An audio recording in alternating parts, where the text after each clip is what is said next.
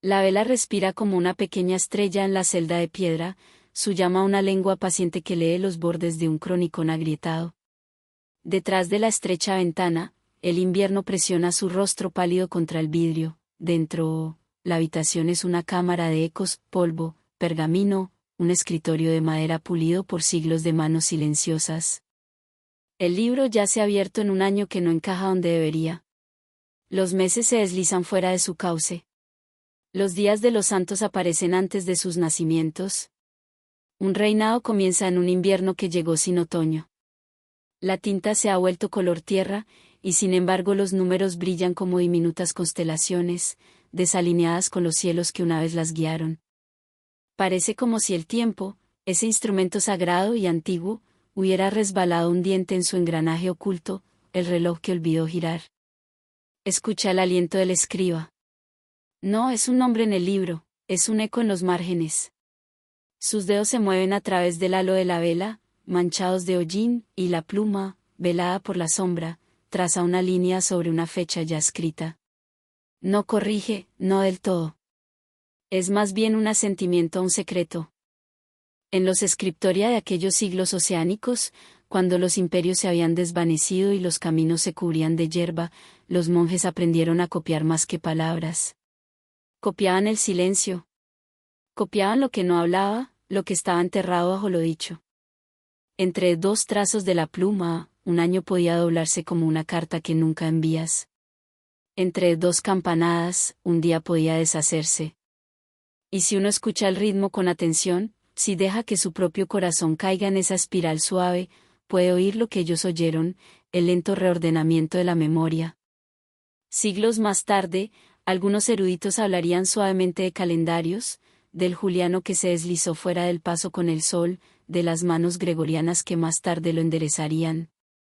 Otros murmurarían sobre emperadores y títulos que brillaban como la luna sobre el agua, reales hasta que alguien intentaba tocarlos. En algún lugar, una crónica nombra a un rey, Augusto, que no dejó huella, y las piedras grabadas datan un suceso en un invierno que ningún cielo recuerda. No es prueba, es aliento, una huella en el vidrio que se desvanece en cuanto te acercas. En estas páginas, la edad oscura no es realmente oscura, está velada. Una linterna detrás de la seda. Ves la luz, pero no puedes jurar de dónde viene. Así permanecen las crónicas, las páginas respirando levemente bajo el peso de los siglos. Y la pregunta queda suspendida, como una canción de cuna en el borde del sueño.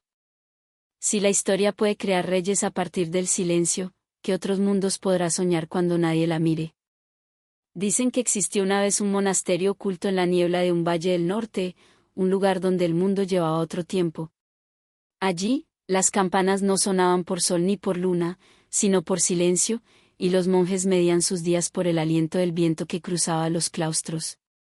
Entrar en sus muros era sentir cómo la hora se disolvía, las velas ardían sin prisa, y las estaciones llegaban como canciones olvidadas. Más allá de sus puertas, los reinos de los hombres surgían y caían según sus crónicas, pero allí el tiempo se doblaba hacia adentro, como páginas escritas una sobre otra, confundiendo los siglos en una quietud luminosa. Esta es la historia del reino entre los calendarios, un lugar que existió en el espacio donde el tiempo olvidó contar. Una leyenda habla de un viajero que llegó al monasterio tras perderse en la nieve. Había cruzado tierras donde los calendarios no coincidían, donde un pueblo decía estar en el año del Señor 720 y otro juraba que ya era 1000. Buscaba corrección, pero encontró solo monjes que sonreían y decían, ya no contamos los años, los escuchamos. Le mostraron una sala llena de haces de luz y polvo, donde un antiguo astrolabio giraba lentamente bajo la vela. Sus anillos estaban desalineados, cada uno señalando constelaciones que ya no existían en el cielo. Aquí, dijo el prior, las estrellas no llegan tarde ni temprano. Regresan cuando lo recuerdan. El viajero permaneció 3 días, o quizás 3 siglos, antes de marcharse, incapaz de decir cuánto tiempo había pasado.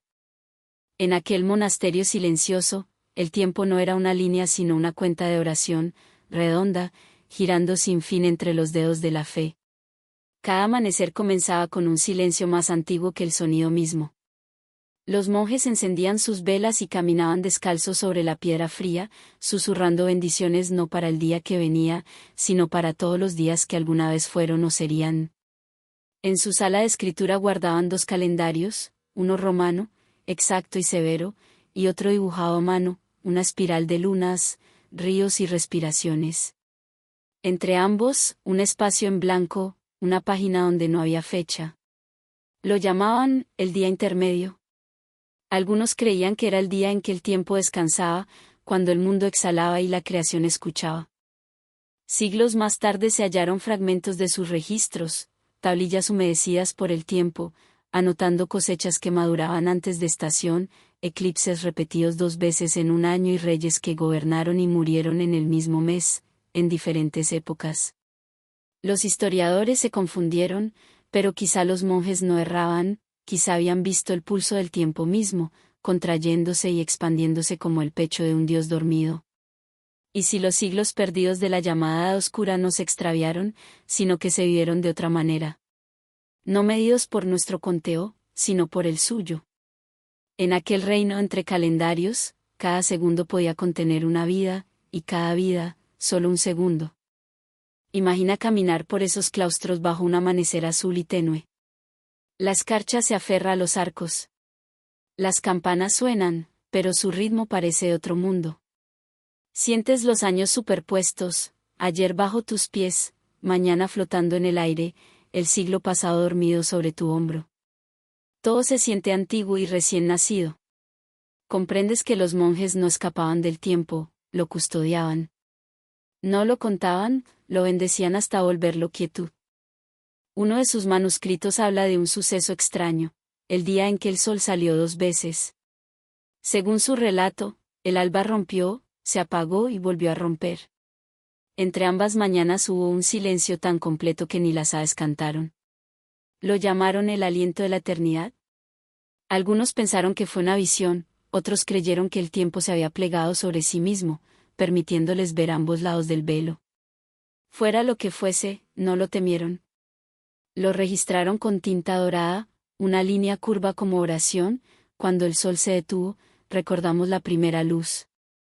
Cuando el monasterio cayó al fin, abandonado tras siglos de niebla y aislamiento, los viajeros hallaron sus campanas aún oscilando, aunque no soplaba el viento. Los relojes en sus muros no tenían manecillas, solo círculos de bronce que reflejaban la luz de las velas. Y sobre el arco de su puerta derruida se leían palabras casi borradas: el tiempo es peregrino, no señor. Quienes las leyeron juraron que el grabado brillaba al amanecer, como recién hecho. Nadie reconstruyó aquel lugar, fue dejado en paz, suspendido entre edades, perteneciente a ninguna. Fuera de la celda, el corredor está bordeado de estantes, y sobre ellos otros libros duermen como puertas selladas. Si los abrieras uno por uno, ¿qué se derramaría? Quizá ese era el reino entre los calendarios, no un sitio, sino una misericordia, una pausa en la fiebre del tic-tac de la civilización. Un refugio donde el pasado podía respirar junto al futuro sin dañarse. Tal vez aún exista, escondido en los pliegues de la tierra, esperando otro viajero perdido entre los años.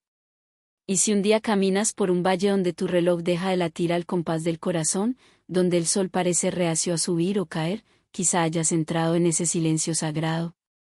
No lo temas. Siéntate sobre la piedra, cierra los ojos y escucha. Puede que oigas los siglos flotar como hojas sobre el agua. Puede que sientas la serenidad extraña que llega cuando el tiempo olvida tu nombre. Y cuando abras los ojos, haya pasado una hora o una era, el mundo se verá igual, pero tú caminarás más despacio, como quien recuerda algo más antiguo que el tiempo. Porque una vez que tocas el reino entre los calendarios, cada instante que sigue se convierte en el aliento de la eternidad. En la hora antes del alba, cuando las losas del claustro aún guardan el frío de la noche y las lámparas arden como pequeños altares marcados por estrellas, el scriptorium despierta su antiguo rito, aliento, pluma y el lento, sagrado pasar de páginas que ya han sobrevivido a reyes, y en ese aliento, dulce de cera y con el hierro de la tinta, comienza el silencio que los escribas aprendieron a copiar tan fielmente como las palabras, porque estos hombres de vitela y vigilia eran jardineros. de la memoria, guiando líneas de letras conmovidas por un muro donde la historia pudiera aferrarse, y si, en los siglos medievales que llamamos oscuros, hubo huecos y velos, no fue siempre malicia sino a veces misericordia quien los colocó, una curaduría suave de lo que la mente frágil y la época temerosa podían soportar, así se estira el día, de vela en vela, mientras cuchillos finos levantan el vello de la piel de becerro y la piedra pómez alisa el grano desmoronado, y se oye, el callado mar. Entre rasguño y pausa, mientras un monje, con paciencia encapuchada, traza la minúscula Carolina, esa mano redondeada nacida para dar claridad a los textos enmarañados, y otro, más viejo, se inclina sobre un palimpsesto donde el fantasma de un sermón prohibido aguarda bajo la tinta nueva como una ciudad enterrada bajo una catedral reciente. Aquí el mundo se mide por respiraciones, no por campanas, y la regla es simple y sagrada: escribe lo que salva, omite lo que quema, porque han visto al fuego tomar bibliotecas con la facilidad con que el viento toma hojas, en Harrow y Lindisfarne, en Fulda y York, y conocen el riesgo de pronunciar nombres cuando los emperadores son fugaces y las herejías se multiplican como estrellas tras la lluvia. Así desaparece una línea, quizá la jactancia de un gobernante que envejece mal, quizá una fecha que ningún firmamento confirma, quizá un capítulo de violencia que solo enseñaría violencia, y en su lugar el escriba deja una quietud como un velo estrecho de nieve sobre un campo, no mentira, sino descanso, porque a veces el alma precisa pausa más que proclama. Podrás llamarlo borrado, pero considera otros borrados, el remo vikingo abriendo estela en orillas monásticas, la pestilencia ahuecando coros, el accidente de una lámpara vacilante, cera derramada, brasa caída. Frente a todo ello, el silencio del escriba es una pequeña y deliberada bondad, y mira cómo respiran los márgenes, con mínimas vides de entrelazo, bestias en espirales. Estrellas espolvoreadas como harina sobre medianoche, himnos mudos, sí, pero también signos, recordatorios de que el cosmos vive al borde de cada frase, que el polvo de la creación cae cada mañana sobre el pupitre. Copia Naveda y Agustín, suavizan crónicas severas con salmos, enhebran tablas pascuales y cómputos lunares a través del año para que las fiestas hallen su luna de vida, anclas fácticas y ligeras en un océano de miedo, y, sin embargo, cuando una fecha muerde el cielo con ángulo errado, cuando un eclipse se niega a llegar donde el pergamino predijo, una mano sabia pasa la página y escribe la estación en vez del número, la cosecha en lugar del día, la respiración en vez de la campana, porque la verdad no es solo aritmética, y si un rey exige un linaje que no encaja, quizá el escriba tararea un canto llano y deja un espacio donde un nombre turbaría la paz, confiando en que Dios conoce el hilo aun cuando el telar se enreda. Toda la mañana la sala es un templo de decisiones diminutas, un punto salvado, un adorno suavizado, un adjetivo dulcificado para no herir a un vecino de siglos venideros, pues los escribas saben que las palabras son piedras arrojadas al río del tiempo, y que las ondas llegan a aldeas aún no nacidas. Al mediodía la luz vuelve de plata a oro pálido, y un novicio aprende la santidad de la rúbrica, el rojo que señala oración y pausa, y comprende que el rojo no es para espectáculo sino para aliento, que el silencio también tiene rúbricas. Después de la comida, un maestro corrector pasa, dedo a renglón, escuchando más que mirando, y cuando haya una cronología rota no la endereza a la fuerza como hierro, la cuna como agua, dejándola hallar su nivel, y escribe al margen un glosa. Algunos dicen otra cosa, la manera más suave de poner una lámpara sin cegar la noche. Hacia el atardecer, florece una iluminación, una puerta de lapislázuli y pan de oro donde comienza un evangelio, y aunque el pincel del pintor calla, sientes la ciudad tras esa puerta, el mundo entero, derruido y sagrado, entrando por la inicial hasta el corazón que escucha. Ahí el silencio habla más claro, porque la imagen es constelación de lo indecible, los martirios no registrados para que no vuelvan los soldados, las curaciones que ninguna crónica podría catalogar sin convertir la plegaria en inventario, las pequeñas fidelidades de viudas, panaderos y pastores que sostienen el universo en lugares donde ningún emperador manda, y cuando la última vela vacila, el abad levanta un libro que costó un bosque y una vida, y lo cierra con ambas manos como si bendijera a un niño, y en ese gesto va el credo de los escribas, que no toda verdad se dice de una vez, que algunas voces solo suenan cuando estamos listos para oírlas, que un silencio guardado puede ser cáliz donde hades futuras hallen agua, la noche se despliega, y las estrellas, antiguas, veladas contadoras, toman medida del techo del claustro, y los monjes cantan completas, dejando el scriptorium a su leve perfume de tinta y cuero. Aún así, las páginas zumban, porque el silencio no es vacío sino resonancia, la nota sostenida cuando el coro ya ha callado, la respiración que el mundo toma antes de la siguiente palabra. Así que, si llegas a estos siglos y oyes menos de lo que esperabas, no pienses que falló el registro, quizá triunfó protegiendo lo frágil, dejando que la luz sobreviviera a su paso por la tormenta, quizá nunca se pensó para ser hallado, este tejido de huecos y descansos, salvo por quienes se sentarían lo bastante en la quietud de piedra fría como para sentir al tiempo volverse manso, porque esta es la liturgia secreta de los escribas, copiar lo sagrado, velar lo que hiere, alinear los años con las estrellas cuando las estrellas consienten, y cuando no, bendecir la discrepancia y dejar espacio para la misericordia. Con artes tan suaves siguió respirando el mundo entre imperios, y la historia, como una vela amparada en dos manos cuidadosas, cruzó la oscuridad sin apagarse. Comenzó con un susurro entre marineros, un rumor sobre una costa que se negaba a quedarse donde fue trazada. Los mapas hablaban de ella desde hacía siglos, una curva plateada de tierra entre dos mares conocidos, marcada por un nombre antiguo que ya no pertenecía a ninguna lengua. Pero cuando los exploradores regresaron, sus brújulas juraban que la tierra había cambiado de lugar, sus rumbos se desdibujaban como si el mundo mismo hubiera respirado distinto. Los cartógrafos de antaño, guardianes monásticos de formas y mares, se reunieron a la luz de las velas y discutieron sobre sus pergaminos. Algunos decían que las tormentas habían cambiado los huesos del mundo, tragando fronteras bajo nuevas mareas, otros susurraban que la tierra se estaba reescribiendo, como si la mano del tiempo temblara y la tinta corriera hacia atrás por la historia. En una cámara oscura, un cartógrafo llamado Edric apoyó su pluma sobre el pergamino, trazando costas que se desvanecían mientras las dibujaba. El mundo, murmuró, ya no desea ser visto. Cada noche añadía lo que recordaba, pero al amanecer las líneas desaparecían, los ríos se convertían en blanco, las ciudades eran tragadas por el silencio. Comenzó a preguntarse si era el mar quien las borraba, o si él mismo las soñaba. La leyenda de los mapas que se desvanecían se extendió por los reinos, y los sabios viajaron a su taller para ver aquellos atlas fantasma. Encontraron cientos de páginas cubiertas solo con tenues manchas de sal, como si el océano las hubiera tocado con su aliento.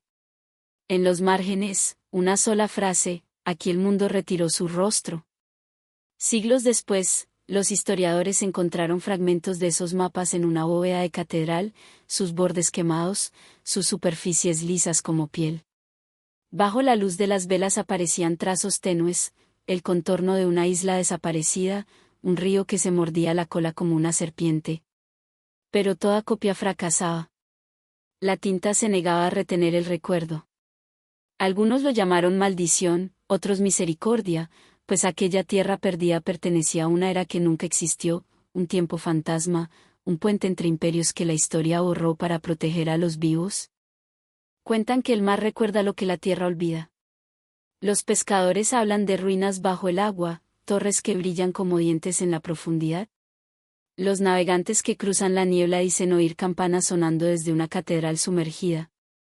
Y a veces, justo antes del amanecer, aparece una silueta en el horizonte, una isla donde no debería haber ninguna, iluminada por una sola llama, y desaparece antes del día. ¿Era el reino perdido que Edric trazó?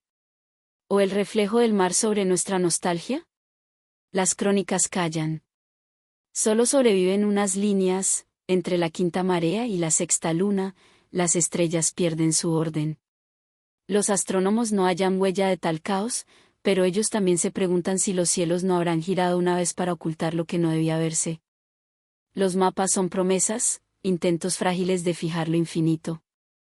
Nos dicen dónde hemos estado, pero también lo que hemos olvidado. Los monjes de Clonmacnoise se enseñaban que cada costa se dibuja en oración, porque el mundo no se mide en distancia, sino en devoción. Quizá por eso los mapas de Edric desaparecieron, porque fueron trazados con demasiada fe, y la fe tiene la costumbre de deshacerse cuando toca la verdad. Algunos dicen que los quemó para proteger el secreto de un imperio borrado por decreto, otros que se quedó ciego, persiguiendo un horizonte que ya no existía. Pero el relato más simple dice esto, que dibujó el aliento de la tierra, y la tierra, sorprendida, lo retiró. En los siglos que siguieron, los cartógrafos evitaron esa región. La llenaron de monstruos marinos, de remolinos y advertencias. Aquí las aguas recuerdan, dice una inscripción. No navegues más, o tu nombre será olvidado. Pero la curiosidad es una marea que no retrocede. Peregrinos, poetas y soñadores siguieron buscando aquella costa ausente, no con brújulas, sino con preguntas. Decían que quien la encontrara hallaría también los siglos perdidos, las edades fantasma donde el tiempo dormía. Ninguno regresó. O quizás sí, pero sus palabras, como los mapas, se borraron al pronunciarse. Hoy, cuando despliegas un mapa antiguo, uno dibujado con tinta temblorosa y bordes suaves, mira de cerca los espacios entre las tierras conocidas. El vacío no es error, es memoria. Es el silencio dejado por los escribas que se negaron a nombrar lo que el mundo eligió ocultar. Los océanos están llenos de formas olvidadas, y el pergamino aún recuerda su peso. Si escuchas, oirás el roce de las olas contra costas invisibles. Y en ese susurro sentirás lo que sintió Edric, la suave reverencia ante el hecho de que no todo conocimiento debe durar. Quizá los mapas, como las almas, deban desvanecerse a veces, regresar al gran mar no escrito del que vinieron. Porque hay una cierta misericordia en el olvido, y una paz profunda en saber que el mundo aún guarda sus secretos. Cuando el sueño te alcance, imagina esa costa perdida, arenas pálidas como la luna, ruinas que respiran con la marea, y recuerda que, en algún lugar bajo siglos de silencio, el mapa aún existe. Solo que ahora sueña en agua, esperando ser redibujado por aquellos que saben ver sin necesidad de poseer. Dicen que la catedral era más antigua que el imperio que la levantó y más joven que las piedras que formaron sus huesos, un navío marcado por estrellas amarrado en una colina donde el viento trenza plegarias en la yerba, entrar en su nave era sentir como el tiempo aflojaba sus nudos, arcos románicos cargando costillas góticas, un portal normando aureolado por un resplandor barroco, capiteles tallados con vides de un clima que el valle nunca conoció, todo ello velado por polvo color trigo incienso color atardecer. Los canteros hablaban en cinceles y los muros aprendieron su idioma, de modo que a lo largo de los siglos el edificio guardó 3 calendarios a la vez, lunar en sus vitrales, solar en sus líneas de sombra, litúrgico en su aliento, y si uno se quedaba muy quieto en el solsticio de invierno, el sol ascendía la bruma oriental y ponía una hoja de luz sobre la nave, destinada a herir un altar que se movió hace una vida, de modo que el rayo dorado ahora termina antes de tiempo. Un error callado que brilla como un santo que ha olvidado su nombre. Los guías insisten en que el plano cambió tras un incendio, pero un erudito con brújula de bolsillo y cuaderno de estrellas observa que el eje parece fiel a un solsticio que ya no cae cuando la rúbrica dice que cae, y en su margen escribe, la piedra guarda un cielo más viejo. El pavimento es un palimpsesto de pasos, pero la inscripción más antigua está afuera, donde el viento la come año tras año, Anno Domini. Los números se apagan, el siglo es incierto, una fecha que señala adelante y atrás como la bifurcación de un río, la dendrocronología en las vigas del techo susurra un siglo, el radiocarbono en la madera de una arqueta sugiere otro, y una carta copiada por mano cuidadosa insiste en una consagración que exigiría a un arzobispo ya muerto que la bendijera. Las contradicciones no chocan, repican juntas como campanas en niebla, cada tono eco de una edad que quizá no sucedió.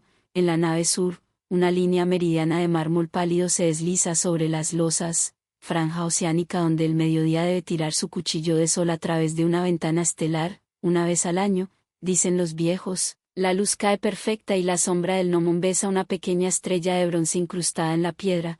Sin embargo, los peregrinos que esperan con el aliento suspendido encuentran la luz llegando un día tarde, o temprano, como si la catedral fuera fiel a un calendario ya abandonado, del mismo modo que un monje anciano guarda una regla que sus hermanos han suavizado. Cerca, un santo pintado señala un libro cuyas letras no son latinas ni griegas, un guión que parece viento escrito en agua, y detrás de él una torre se inclina mínimamente hacia una constelación que se alzó donde ninguna se alza ahora, anclas fácticas pueden nombrarse, si con delicadeza, el viejo cómputo juliano deslizándose del sol, las manos gregorianas que lo devolvieron, las tablas pascuales reiladas en una edad que temía la renuencia de la luna, la costumbre de orientar templos al orto del día del patrón y, luego, bajo un cielo lento, ver ese orto vagar, si se escucha lo suficiente, las contradicciones se vuelven salmo de la misericordia del tiempo.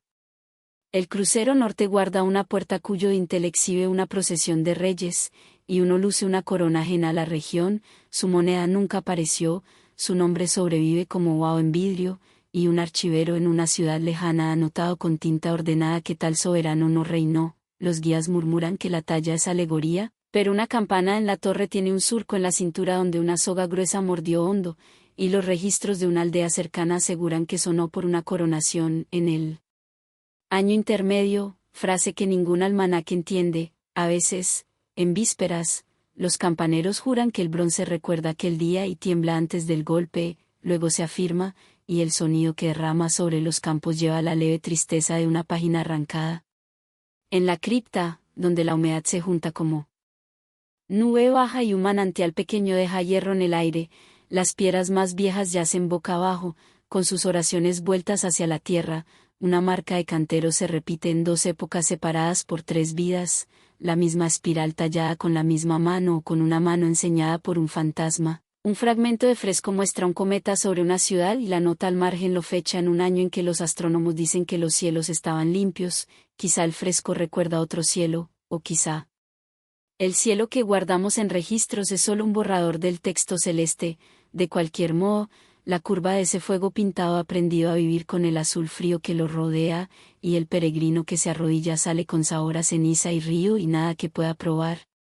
Cuando canta el coro, las nervaduras de la bóveda se vuelven un gran tórax que respira y las notas suben por la piedra en espirales lentas, tocando claves que florecen con roble y uva, adán y cetáceo, pez y estrella. El sonido levanta una arquitectura dentro de la arquitectura, una segunda catedral hecha de eco y sostenida por silencio. En ese sonido uno cree que los años perdidos no murieron, sino que subieron al coro para esperar hasta que los calendarios se arrepientan de su certeza, incluso.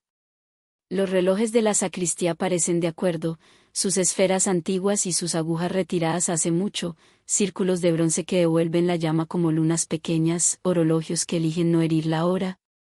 Afuera, la lluvia pasa por el cementerio en velos finos y las lápidas se inclinan como oyentes cansados, una losa anota un nacimiento en un año que los libros parroquiales colocan más allá de su muerte, una imposibilidad suave que se deja volver arena. El jardinero encoge los hombros, se limpia las manos y dice que el cincel estaba romo ese día. Aún así, él también mira la nave en el solsticio y sabe que la luz yerra por un suspiro.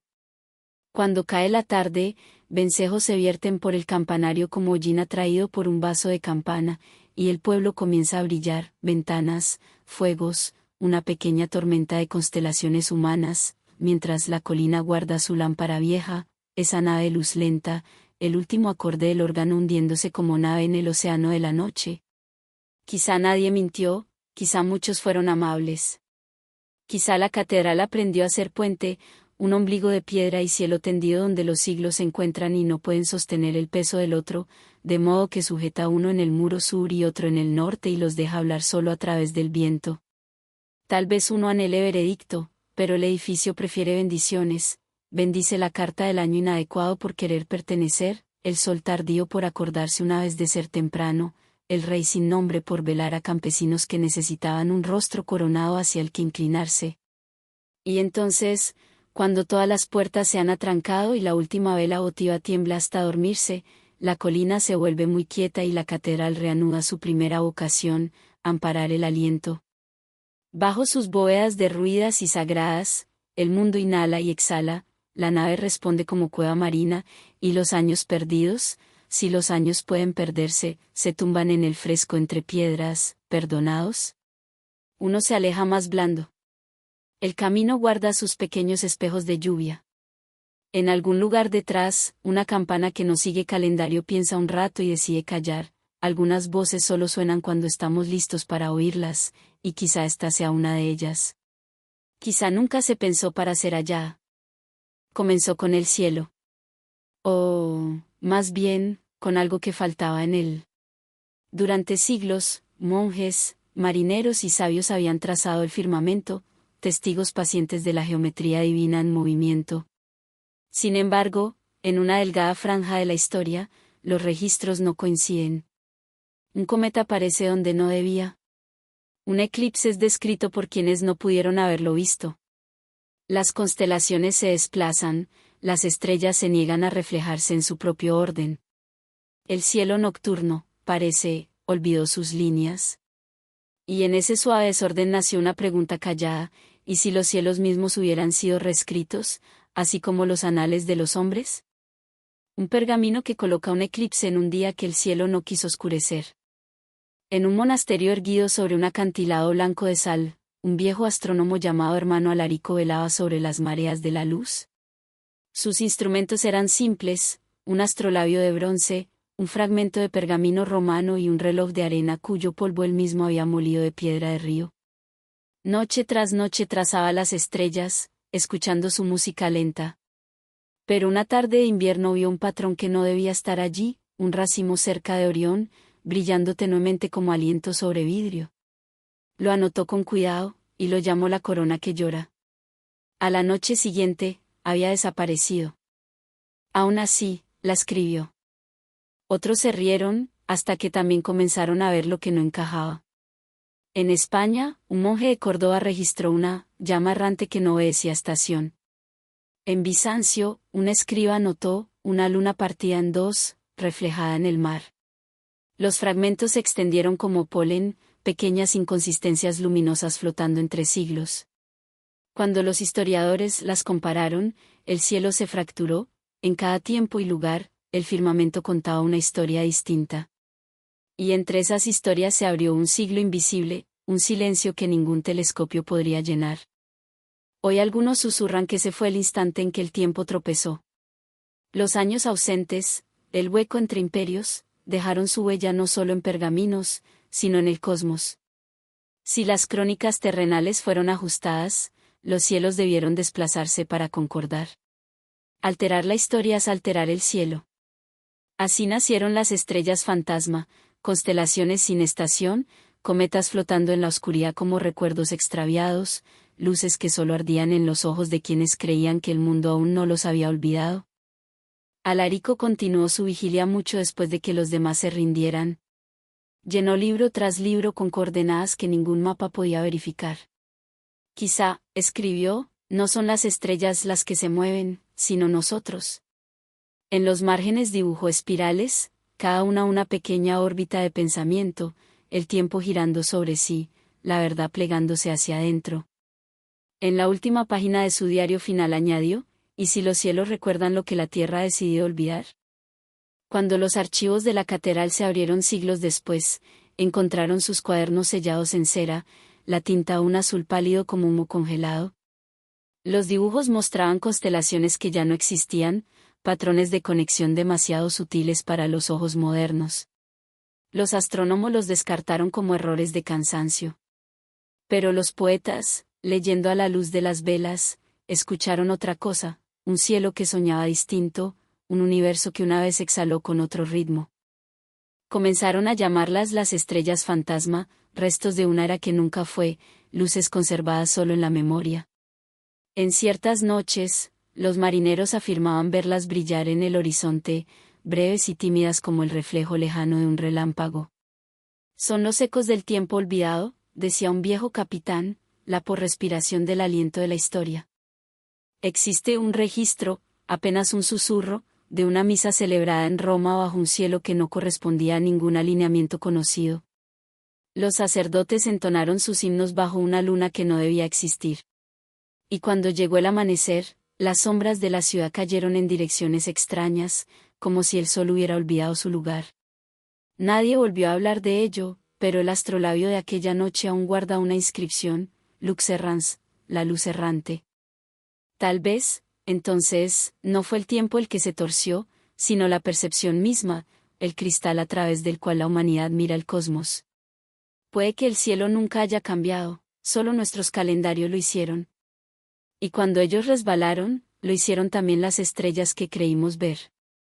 Quizá las constelaciones de la era fantasma sean la ilusión más pura, reales para quienes necesitaban asombro, invisibles para quienes exigían prueba. Y sin embargo, algo en nosotros aún recuerda. Cuando sales una noche sin nubes y miras hacia arriba, ¿no sientes a veces que debería haber más, que el cielo parece más delgado que antes? Los antiguos decían que las estrellas eran agujeros en el velo, vislumbres del fuego divino detrás.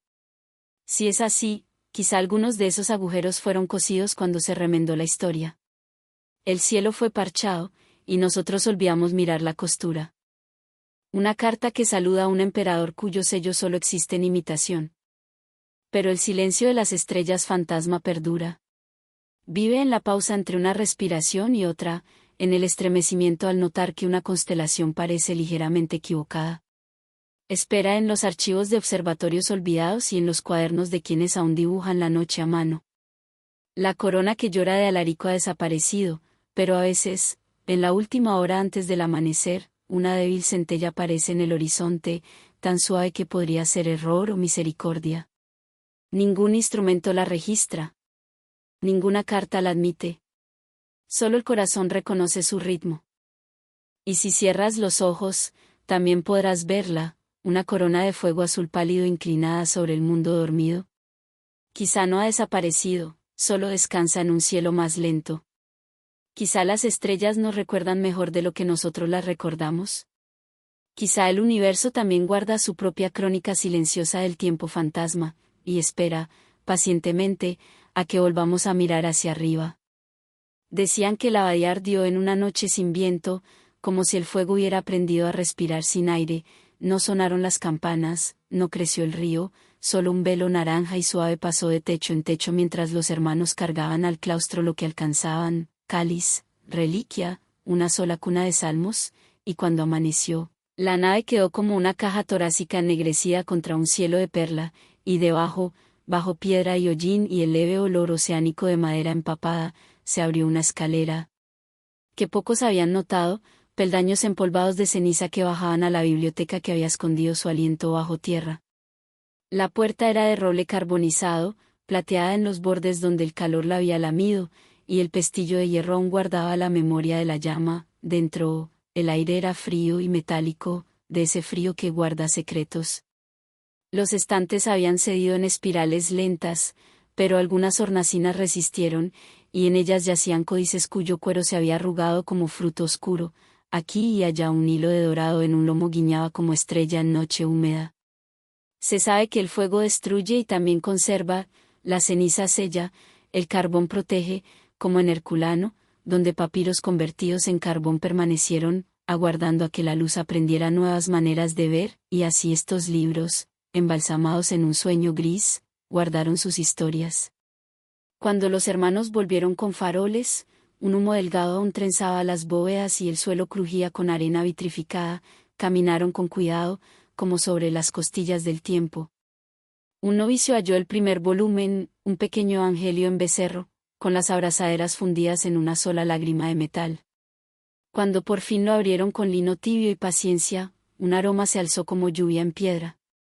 El texto era cuidadoso, la rúbrica de sangre suave, pero fue el colofón lo que detuvo todo aliento en la sala, escrito con una mano distinta de la principal. Un escriba declaraba la copia en el año del Señor 982 y, en la línea siguiente, la misma mano se cruzaba a sí misma y escribía de nuevo, en el año del Señor 682, como si el reloj se hubiera inclinado hacia adelante y hacia atrás.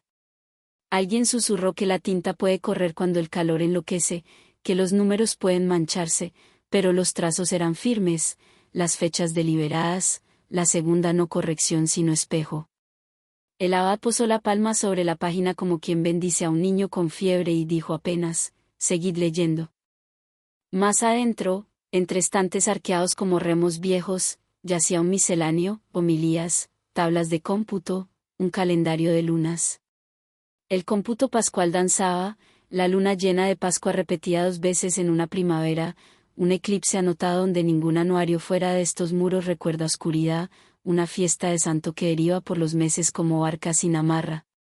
Una glosa al margen, con tinta distinta, sugería que las fechas seguían el cómputo antiguo, es decir, el juliano que se deslizaba, en espera de manos gregorianas que no llegarían por siglos, un ancla fáctica y leve para el alma, los calendarios resbalan, y los constructores orientaban templos por el orto solar que migra con lentitud.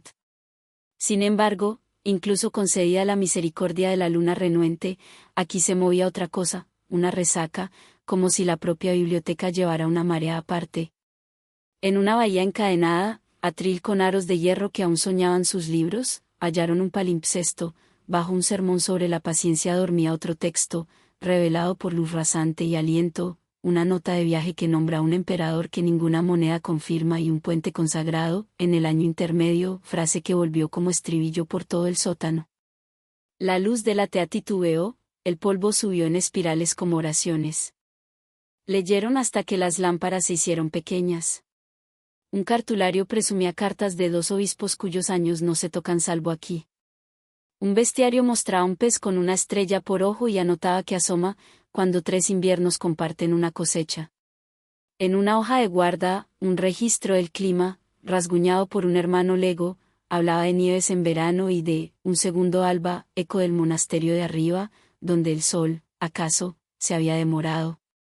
En un cajón largo de tesoros planos, un mapa yacía manchado de sal, tímido, con su costa borrada hasta la suavidad, y en la esquina una nota de mano cuidadosa y oceánica, aquí el mundo retiró su rostro. Los hermanos se miraron, la misma frase se había visto en otros tiempos y otros cuartos. Algún dibujo, desmoronado pero insistente, parecía estar ensartándolos como cuentas en un cordel, años fantasma que emergían no como sentencia, sino como vaho en vidrio. Cuando la noticia alcanzó a sabios de valles y mares, llegaron con instrumentos y votos, proteger, copiar, comprender. Pesaron el pergamino, probaron el hierro de la tinta, contaron lado de pelo y lado de carne, midieron las pautas impresas por un punzón que no tocó mano tibia desde hacía medio milenio. La dendrocronología murmuró un siglo para una tabla de cubierta, el radiocarbono, otro para el hilo del cosido, la paleografía posó un dedo firme sobre una fecha que las cartas del cielo, si leídas con rigidez, contradirían. La biblioteca no discutió, respiró.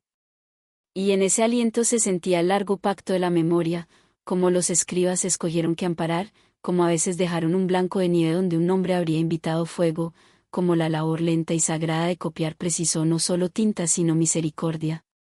Algunas páginas cerca del corazón del sótano habían quedado vidriadas por el calor en hoja translúcida, a través de ellas brillaban letras al revés desde la página siguiente, como si el libro hubiera aprendido a mirarse su propio pasado. Otras llevaban diminutas perforaciones donde los insectos escribieron alfabetos ciegos en los márgenes, y hasta esos agujeros se alineaban en constelaciones si uno levantaba la hoja a la luz en cierto ángulo. Una noche, mientras la lluvia hablaba despacio sobre la piedra de arriba, el abad y un estudioso de la costa abrieron un volumen estrecho de cuero como trueno callado. Contenía una lista sencilla, nacimientos, muertes, un conteo de velas, una cuenta de cebada alzada y vaciada. 2 veces, en el centro, la lista se quedó sin números y siguió sin ellos, solo nombres, solo clima, solo el aliento de un lugar que prosigue, como si el conteo hubiese sido asentado con ternura para descansar. Entre esas hojas sin número, prensada y parda, yacía una ramita de romero, ya polvo, su olor se alzó levemente, marcado por estrellas y medicinal, y por un instante la sala pareció alinearse con algo mayor que la cronología. Quizá, dijo el estudioso, con voz velada, vivieron esos años, pero los años rehusaron contarse. El abad asintió como quien bendice un pensamiento. Algunas voces, respondió, solo suenan cuando estamos listos para oírlas. Al fin cerraron la puerta y dejaron oscurecer la bodega. La ceniza se posó. El sotacoro de libros volvió a su catedral lenta de humedad y zumbido de insecto. Arriba, los canteros remendarían las costillas, los vidrieros devolverían luz a los ojos de los santos, y las campanas, cuando el metal y la misericordia lo permitieran, aprenderían de nuevo a hablar. Pero abajo, la biblioteca guardará su ritmo oceánico, acunando las contradicciones como conchas que aún conservan el sonido de mareas perdidas. Si pides veredictos, la ceniza responderá con dedos fríos y las páginas con suave negativa. Quizá nunca se pensó para ser hallado, las fechas dobles, el día intermedio, el emperador cuyo nombre empaña el vidrio. O quizá fue pensado para hallarse solo así, descendiendo en silencio, tocando con aliento, saliendo sin nada probado y todo suavizado. Al subir de nuevo al aire nocturno, una polilla de hollín te seguirá y desaparecerá en la luz de luna, saborearás cierro y romero y una palabra que no recordarás al despertar. Y cuando el sueño se acerque, el pensamiento vendrá suave, como una mano cerrando un libro, lo que arde no siempre se pierde, y lo que se salva no siempre es seguro, y a veces la biblioteca más verdadera yace bajo las cenizas, respirando. Dicen que el pueblo yacía medio olvidado entre dos ríos que ya no recuerdan sus nombres, y en su centro se alzaba una iglesia de piedra gris, pequeña y paciente, con un campanario ligeramente inclinado, como si se inclinara ante un silencio más antiguo que la fe. Nadie sabía quién había fundido la campana. Su bronce era oscuro y áspero al tacto, su borde marcado con símbolos que no pertenecían a lengua alguna que el pueblo conociera. Algunos decían que había sido traída de las ruinas de un antiguo monasterio, otros susurraban que había caído del cielo, una estrella enfriada en metal.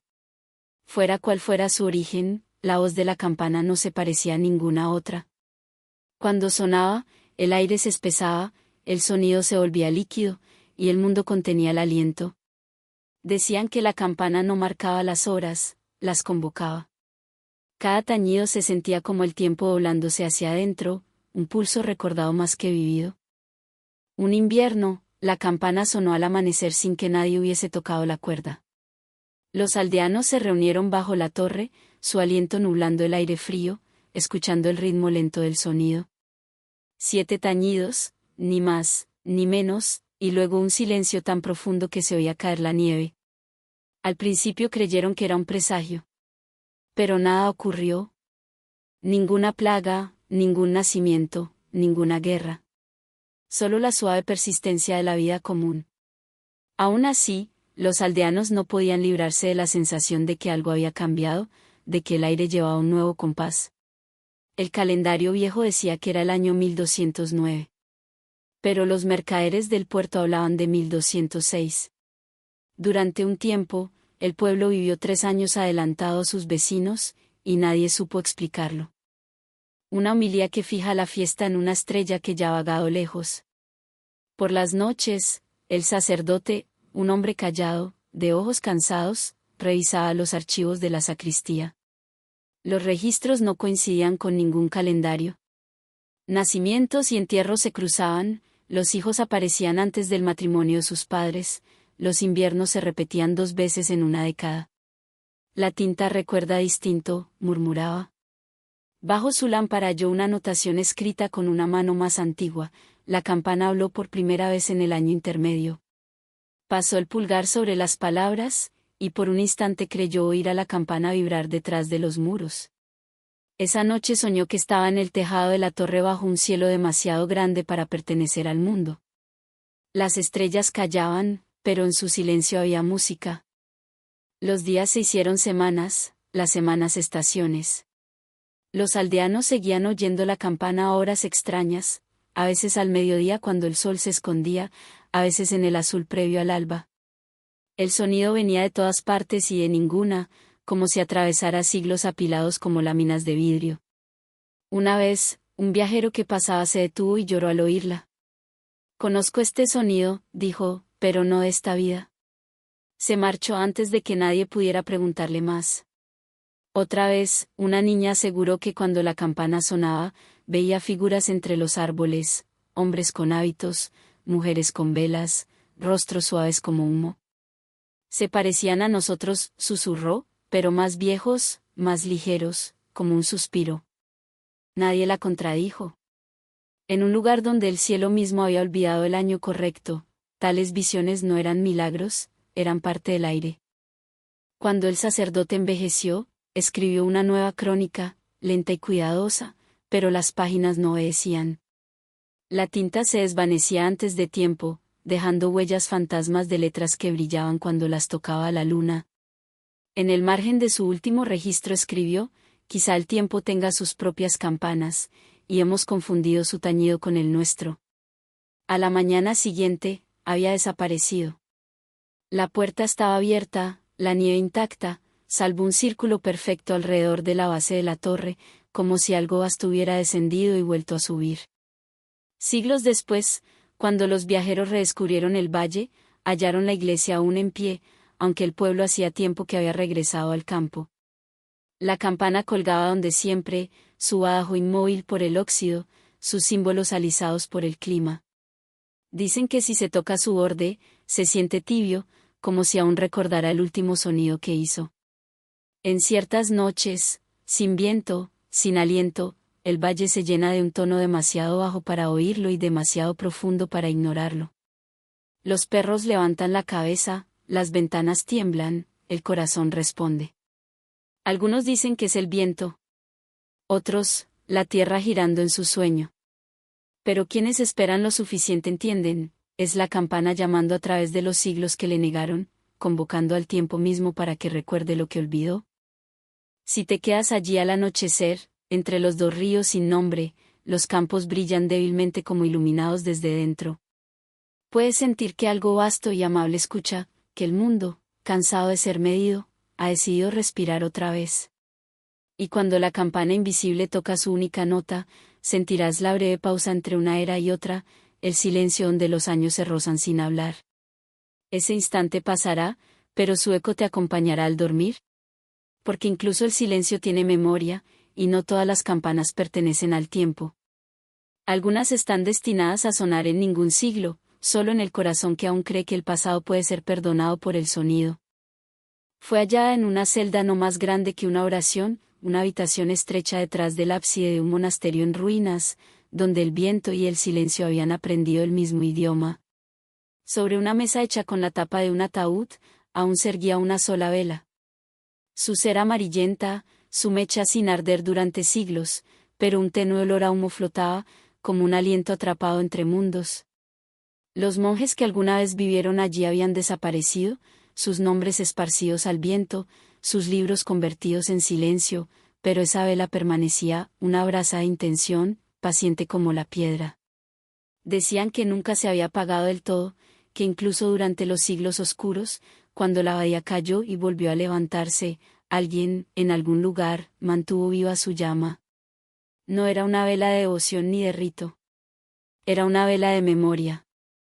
Su leyenda comenzó en el corazón olvidado de lo que los eruditos llamarían después la Edad Oscura, una edad que quizás nunca existió. La historia habla del hermano Teófilo, que no era escriba ni estudioso, sino guardián de la luz. Su tarea era sencilla, cuidar las lámparas que ardían ante las reliquias y encenderlas cada madrugada desde una llama central guardada en la biblioteca. Esa llama, le dijeron, había sido traída desde Tierra Santa por un peregrino que juró que nunca había muerto desde los días de Constantino. Verdadera o simbólica, Teófilo la trataba como a un ser vivo. Cada noche, mientras la escarcha cubría el claustro, se arrodillaba junto a la luz temblorosa de la vela y recitaba las horas en voz baja, no para marcar el tiempo, sino para mantenerlo despierto. Entonces llegó un invierno distinto a todos. Una calma tan honda que ni las campanas se atrevieron a sonar. La crónica no habla de guerra ni peste, solo de días que se acortaban y de un sol que olvidó su lugar.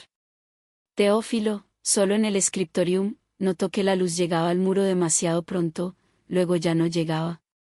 Las sombras se alargaban antes del amanecer, y al caer la noche, la oscuridad parecía eterna. El mundo ha extraviado su mañana, escribió.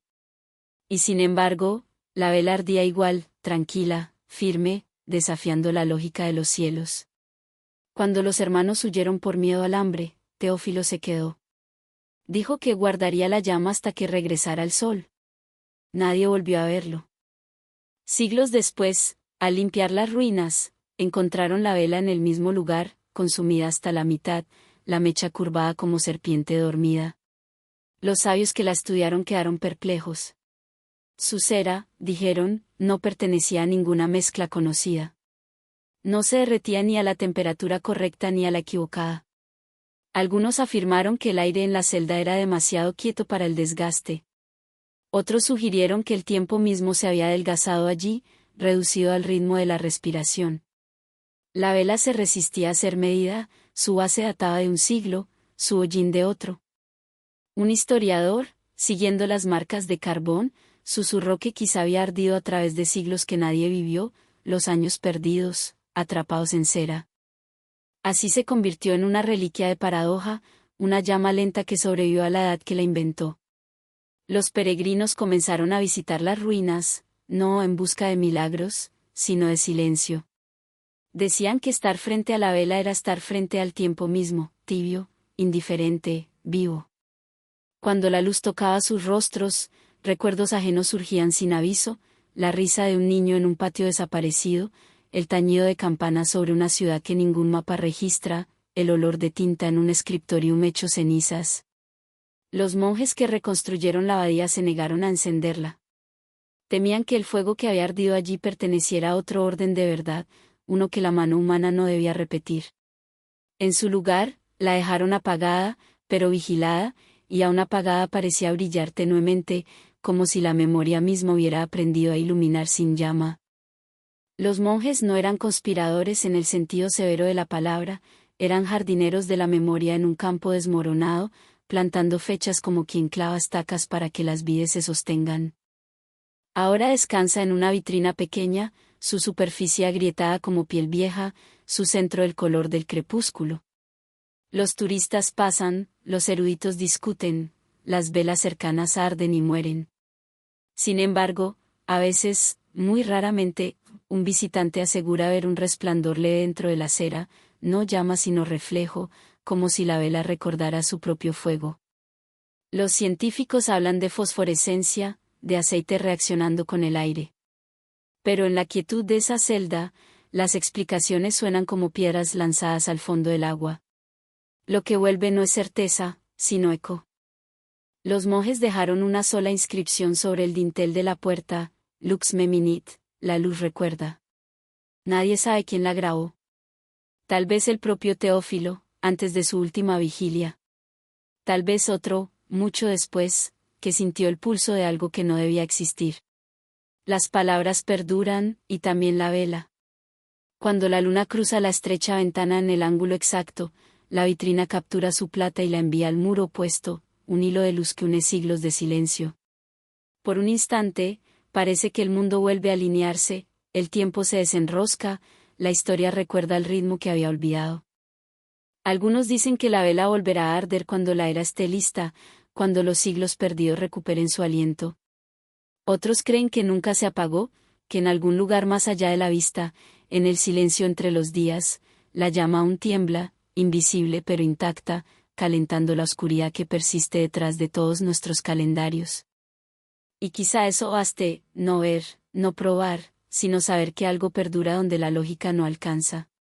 Porque incluso si la vela ha ardido a través del tiempo, lo ha hecho con ternura, sin ambición, sin humo. Ha cumplido su promesa, alumbrar la oscuridad, no vencerla.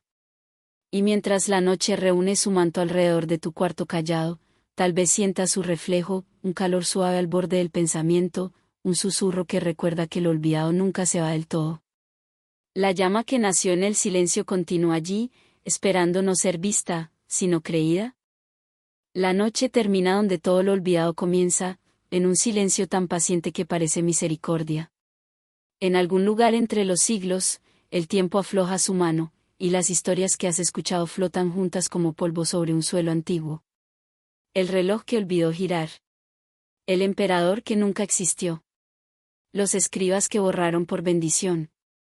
El mapa que se borró a sí mismo. La catedral que guardó un cielo equivocado. Las estrellas que mintieron con tanta dulzura que lo llamamos fe. La biblioteca que escondió su aliento bajo las cenizas. Las campanas que sonaron en ningún siglo. La vela que ardió a través del tiempo. Cada una pequeña luz llevada a través del abismo de los años incontados, cada una susurrando el mismo secreto, que la historia no es una línea, sino un aliento.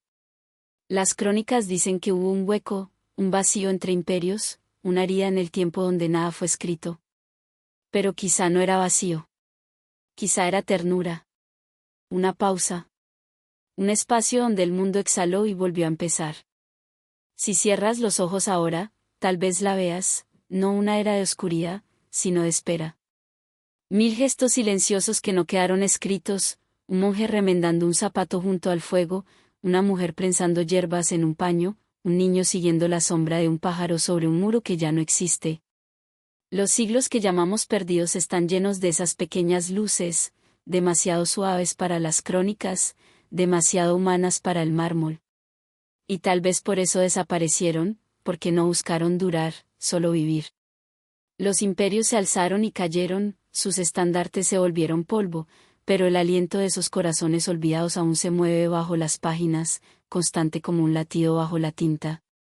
Los historiadores seguirán discutiendo durante siglos, sobre calendarios y emperadores, sobre fechas y años ausentes. Pero bajo sus palabras hay otra verdad, más antigua y callada. Vive en la forma en que una vela titila cuando no hay viento, en la forma en que una campana suena sin motivo, en esa sensación de que el tiempo mismo podría ser un sueño compartido. Los siglos fantasma quizás nunca ofrezcan prueba, porque la prueba pertenece al mundo despierto, y estas historias pertenecen a la hora entre la vigilia y el sueño. No son explicaciones, sino invitaciones. A escuchar, no aprender. A recordar, no a demostrar. Quizá ese fue el verdadero encubrimiento, no una conspiración de reyes, sino del propio silencio.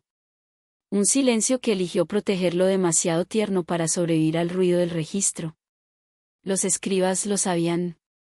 Los canteros lo sabían. Hasta las estrellas lo sabían, cuando se atenuaron durante 100 inviernos para dejar descansar al mundo. Y ahora, tras tantas noches, hemos caminado por esa callada, siguiendo el brillo de viejas velas y el eco de campanas que suenan más allá del tiempo. Has recorrido los pasillos de catedrales olvidadas y respirado el polvo de bibliotecas desaparecidas. Has mirado cielos que recuerdan distinto. Y aún estás aquí, despierto al borde del sueño, escuchando el susurro que la historia dejó atrás. En este silencio, el mundo vuelve a comenzar. Los años perdidos respiran de nuevo, lentos, agradecidos, infinitos. ¿Y tú también eres parte de su memoria ahora? Porque todo lo recordado renace, y todo lo olvidado espera, con dulzura, ser nombrado otra vez. La campana ya no suena, el mapa ya no muestra el camino, la vela ya no arde, y sin embargo, lo hacen. Persisten en el único lugar al que el tiempo no llega, la mente que imagina, el corazón que perdona, el aliento que escucha.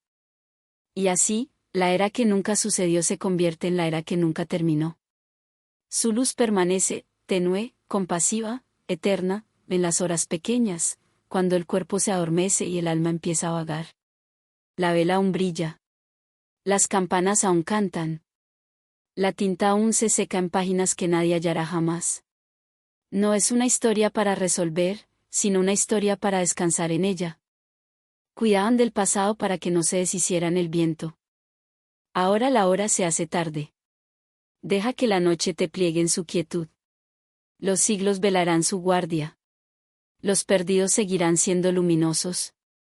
Y el mundo, paciente, frágil, fiel, volverá a girar bajo las estrellas lentas y misericordiosas. Quizá ese cuidado exigía un nuevo enrejado, una leve curva de las ramas. Quizá nunca fue algo que debíamos encontrar.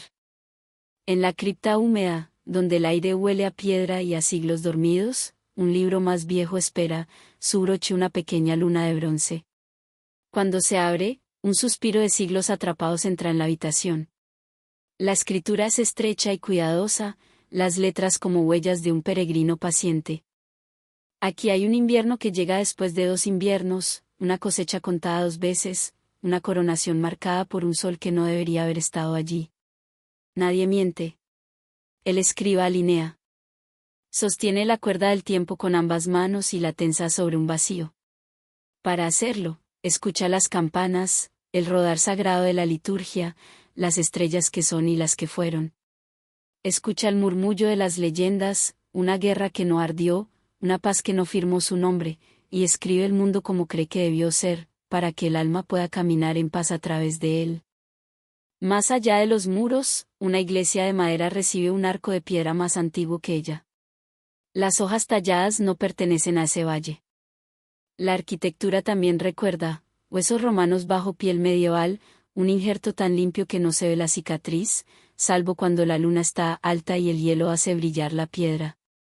En una aldea cercana, una campana afirma haber sonado por un rey que ninguna crónica menciona. La campana no discute, canta la memoria de las manos que alaron su cuerda, como un río que aún recuerda sus meandros después de que el agua se ha ido. Esa es la esencia, la memoria es oceánica. Guarda lo que puede, suaviza lo que debe, y a veces se pierde sin estrellas hasta hallar una orilla. En la sala capitular, el abad pasa un dedo sobre el calendario y se detiene, no ante un error, sino ante una ternura. Anno Domini, lee, y las palabras son como un manto tibio en una habitación fría.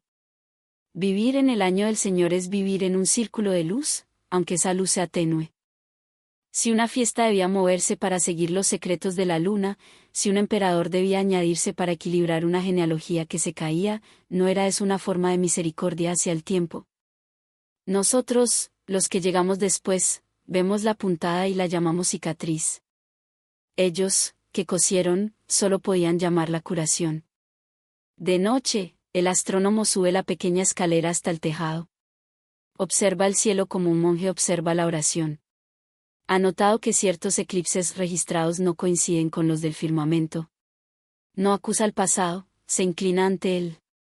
Escribe una nota breve en el margen, las estrellas recuerdan. La tinta se seca. La vela titubea. Una escama de ceniza cae y se posa, como un copo negro, sobre el 7 de una fecha que inquietará a un erudito 400 años después. Hay páginas en las que un siglo se encoge como lana en agua caliente, y otras donde el tiempo se expande como pan, una década ligera, aireada, echa espacio para lo que debía conservarse. Quizá pidas una respuesta, ¿fue alterado el tiempo, inventado, borrado? La habitación solo responde con el tic suave de la mecha. El libro responde siendo libro, una puerta que atraviesas en silencio, una puerta que siempre estuvo abierta porque alguien la copió abierta. La vela se apaga lentamente. La cera forma un lago pálido, un océano inmóvil en miniatura. El escriba cierra el volumen con ambas manos, con la suavidad de quien acuesta a un niño. Afuera, la escarcha dibuja velos delicados sobre el vidrio, las estrellas trazan sus líneas limpias en un cielo que no olvida. Entre un suspiro y el siguiente, los siglos se inclinan, y el reloj, ese corazón secreto de la historia, titubea, luego continúa, con una pausa tan breve que solo la oirías si tú mismo estuvieras muy quieto. Algunos ecos solo suenan cuando estamos listos para oírlos.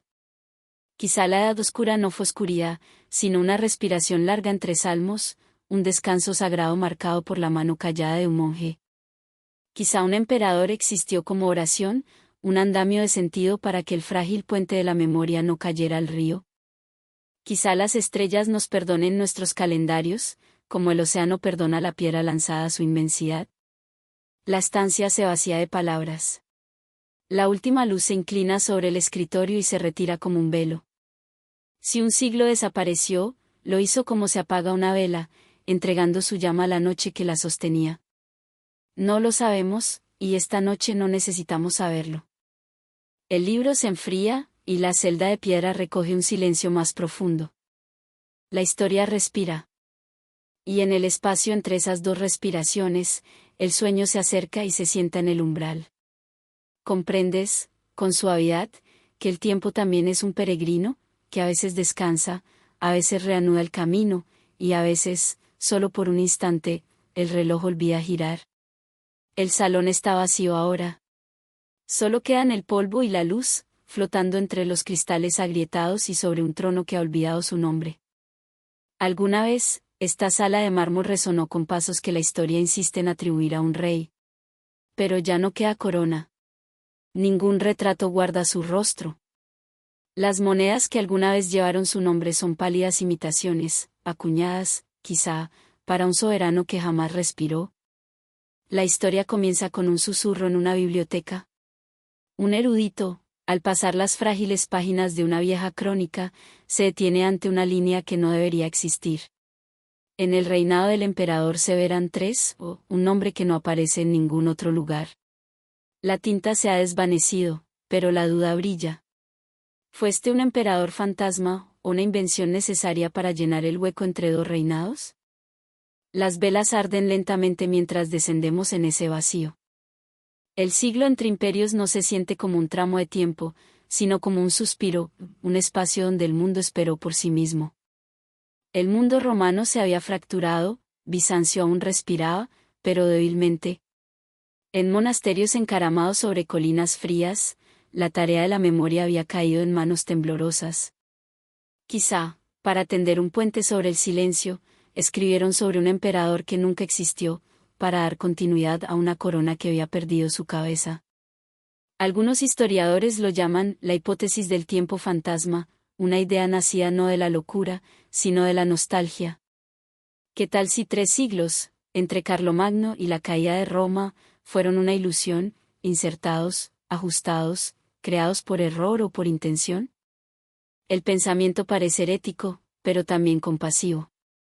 Porque, ¿qué es el tiempo, sino una historia frágil que contamos para mantener a raya la oscuridad? En ese imperio imaginado, las banderas aún ondean en la mente. Los caminos se alargan, bordeados por estatuas rotas cuyos ojos se han disuelto en la intemperie. Los soldados marchan, pero su armadura no suena. Las inscripciones llevan nombres que se desvanecen a la mitad. El imperio que nunca fue parece más pacífico que los que fueron, porque no puede sangrar, ni decaer, ni caer jamás. Existe en la quietud entre la historia y el mito, donde el pasado duerme como una catedral sellada bajo el polvo.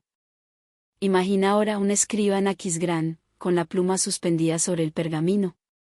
Su deber es registrar el reinado de Carlomagno, pero las fechas se niegan a encajar. Las estrellas que observa no coinciden con las que escriben los antiguos textos romanos. Para sanar la herida, inventa un puente, unos pocos años, un hombre, un monarca fantasma que sostenga el calendario. Cuando termina, exhala suavemente. La tinta brilla como piedra mojada bajo la luz de las velas, y el mundo vuelve a sentirse completo. No lo juzgamos. ¿Lo comprendemos? Porque en toda era, el ser humano teme al vacío, el intervalo no medido, el silencio entre las notas. Cuando sentimos ausencia, la llenamos con relato. Cuando perdemos continuidad, le damos un nombre. Y a veces, ese nombre lleva una corona. Siglos después, los viajeros tropiezan con sus inscripciones, desgastadas y extrañas. Debaten, unos hablan de falsificación, otros, de fe. El aire en esas ruinas huele a cera y a lluvia. El trono de mármol aún se mantiene, esperando a su ocupante que nunca llegó. El silencio allí no es vacío, es reverencia hacia la ilusión que una vez dio consuelo a corazones temerosos. Así sobrevive la leyenda del emperador ausente. En pinturas que muestran una figura en penumbra, sin rostro. En canciones que evocan a un gobernante que desapareció antes del amanecer. En el alma de quienes encuentran belleza en lo no probado. Quizá fue real. Quizá fue escrito hasta ser real. Pero cuando la noche avanza y las antorchas se apagan, comprendemos que ya no importa. Porque toda civilización deja un espacio para lo que no puede verificarse, una cámara para la incertidumbre sagrada. Los egipcios dejaron tumbas para dioses invisibles. Los mayas tallaron calendarios para soles que nunca saldrían. Y quizá los monjes medievales escribieron emperadores en el pergamino solo para recordar al mundo que la continuidad también es sagrada. Cuando el amanecer se desliza finalmente sobre el suelo frío de mármol, el salón parece menos vacío. El polvo brilla como oro. El trono ya no parece abandonado, solo en espera. En espera del recuerdo que no volverá, del gobernante que nunca gobernó, del silencio que una vez mantuvo viva la historia. Y cuando la vela se apaga, comprendemos algo suave pero inquietante. Quizá el emperador sí existió, sino en carne, en fe. Quizá su reinado no fue de ejércitos y decretos, sino de sueños, el dominio silencioso de la imaginación que impide que el tiempo se derrumbe.